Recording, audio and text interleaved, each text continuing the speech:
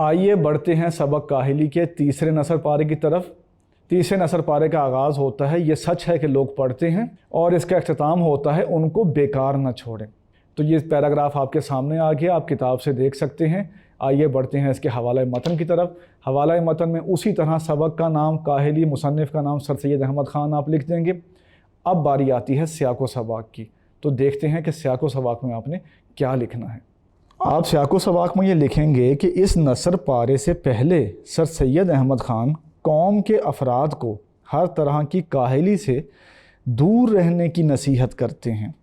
उनके मुताबिक जो लोग अपनी गुज़र औक़ात के लिए रोज़ाना मेहनत मुशक्क़त करते हैं, काहिली उनकी ज़ात से दूर हो जाती है।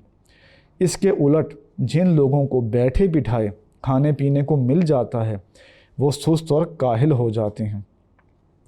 इस नसर पारे से आगे वो जागीरदारों और खुशहाल लोगों की मिसाल देते हुए कहते हैं कि ऐसे लोग अक्सर बुरी आदतों में मुब्तला हो जाते हैं। मज़ेदार खाने खाना, जुआ खेलना और तमाशबीनी करना उनकी दिली क़ुव्वतों को बेकार कर देता है। इन बातों को आप अपने लफ्ज़ों में लिखेंगे तो आपका सियाक़ो सबाक़ मुकम्मल हो जाएगा। अब बढ़ते हैं इस नसर पारे की तशरीह की तरफ। इस नसर पारे में सर सैयद अहमद ख़ान मुस्लिम कौम के पढ़े लिखे लोगों को एक नुक्ता तालीम करते हैं। वो ये कहते हैं कि हमारे मुस्लिम मुआशरे में बहुत सारे लोग तालीम हासिल करते हैं और बड़ी बड़ी डिग्रियां भी लेकर आते हैं, लेकिन आम ज़िंदगी में उनका ये करना होता है कि वो अपनी तालीम को और अक़ल को इस्तेमाल में नहीं लाते। ज़िंदगी के जो मुख्तलिफ़ मौक़े होते हैं, ज़िंदगी की जो उलझनें होती हैं, उसमें उनकी तालीम उनके काम नहीं आती, वो अपने अक़ल व शऊर को काम में नहीं लाते।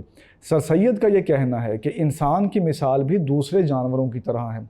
जब इंसान अपनी सलाहियतों को काम में नहीं लाता, अपनी ताकतों को इस्तेमाल नहीं करता, तो आहिस्ता आहिस्ता उसका ज़िवाल होता है, उन सलाहियतों का उनमें कमी आने लगती है। वो कहते हैं कि इसका नतीजा ये बरामद होता है कि इंसान हैवानी खसलत में पड़ जाता है, यानी वो भी मुंतज़िर रहने लगता है कि कोई आएगा और उसकी तकदीर बदल देगा, कोई आएगा और उसको मुश्किल हालात से निकालेगा।